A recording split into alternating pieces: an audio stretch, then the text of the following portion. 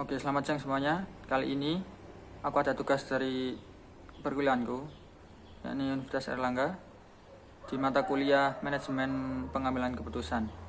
Di mana tugas tersebut adalah membuat vlog atau video mengenai salah satu topik dari perkuliahan sebelum UTS, yakni dari minggu pertama sampai minggu 7, di mana tugas tersebut adalah perpaduan antara kajian literatur dan kajian analisis kasus. Kemudian dari mata kuliah ini, itu tema yang kupilih adalah tentang cause and effect diagram, dimana atau nama lainnya itu fishbone. Oke, kemudian yang pertama adalah deskripsi singkat mengenai diagram di atas ini. Cause and effect diagram itu bisa disebut juga sebagai diagram fishbone. Mengapa? Karena seperti yang kita lihat gambar di atas itu bentuknya seperti tulang ikan, fishbone, tulang ikan. Atau nama lainnya itu diagram Ishikawa, di mana ini sesuai dengan nama pembuatnya yakni Dr. Ishikawa. Diagram ini menjadi suatu alat visual yang mengidentifikasi, mengeksplorasi, dan menampilkan secara grafis semua kemungkinan penyebab terjadinya suatu masalah atau kondisi. Jadi kan dinamakan diagram cause effect itu karena ada suatu sebab yang mengakibatkan sebuah akibat, seperti itu. Kemudian diagram ini juga memiliki berbagai kegunaan, yakni yang pertama itu membantu tim untuk fokus pada suatu masalah. Yang kedua itu membuat potret dari pengetahuan kolektif yang dimiliki oleh tim. Yang ketiga menciptakan titik temu dari penyebab suatu masalah. Kemudian yang keempat memfokuskan tim pada penyebab masalah bukan dari gejalanya. Selanjutnya menemukan penyebab yang paling memungkinkan untuk dianalisis secara lebih lanjut. Yang ketujuh memvisualisasikan kemungkinan hubungan antara penyebab masalah saat ini atau masalah di masa depan. Selanjutnya untuk menentukan kondisi yang menyebabkan keluhan pelanggan, kesalahan proses, atau produk yang tidak sesuai. Dan yang terakhir adalah memberikan fokus bagi tim untuk diskusi. Ada dua tipe dari diagram ini. Yang pertama itu untuk produk atau manufaktur, kemudian yang kedua untuk service atau transaksi. Kita mulai dari yang pertama, yakni untuk produk dan juga manufaktur. Salah satu model fishbone ini adalah menggunakan 5M plus E, di mana hal ini terdiri dari man, machine, method, material, measurement, and environment.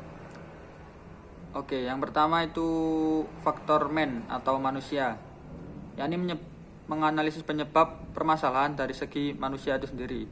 Yang kedua faktor machine atau mesin, yakni analisis permasalahan dari segi mesin yang digunakan untuk pengolahan.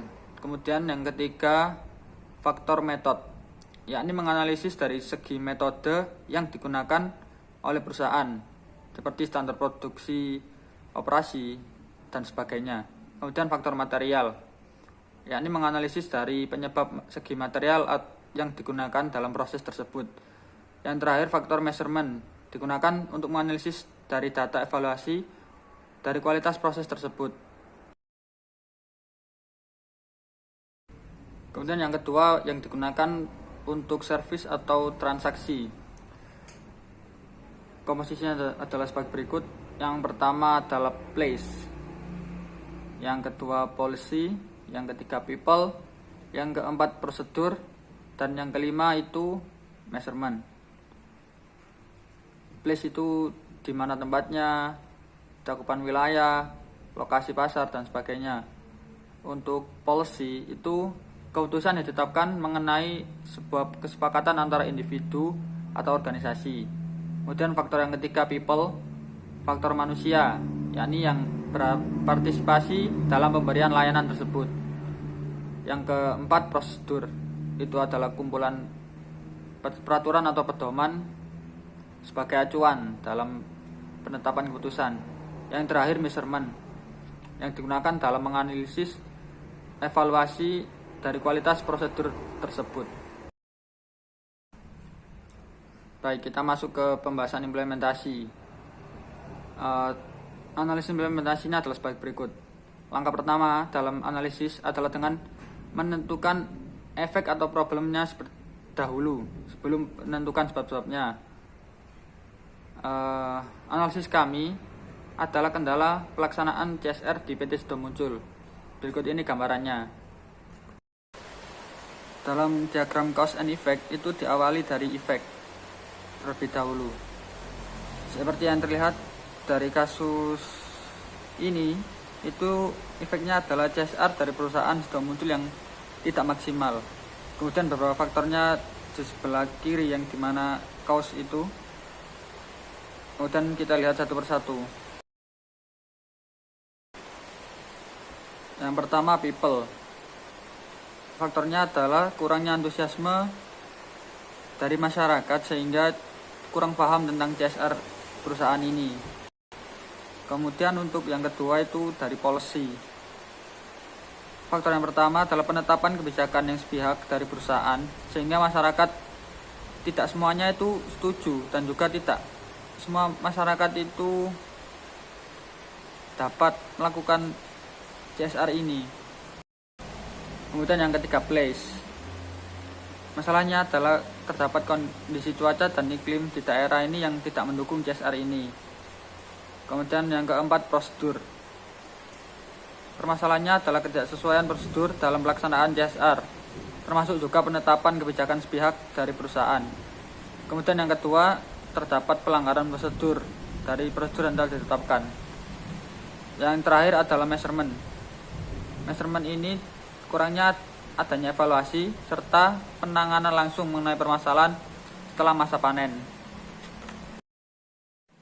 Jadi kesimpulannya adalah efek dari semua ini itu disebabkan oleh 5 penyebab tadi, di people, place, policy, prosedur, and measurement. Sehingga efeknya itu CSR dari perusahaan yang sudah muncul tidak maksimal.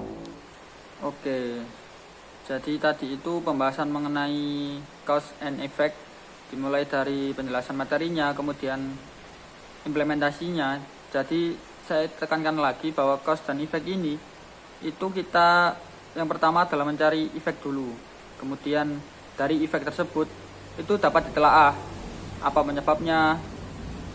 Kalau manufaktur tadi yang 5M, kemudian kalau service itu yang 4P itu tadi, sehingga kita dapat melihat apa yang kesalahan atau produk apa di perusahaan yang tidak sesuai, itu dapat kita telaah lagi dari 5 identifikasi tadi, people, place, measurement, policy, and procedure untuk service dan main dan sebagainya tadi itu dari manufaktur.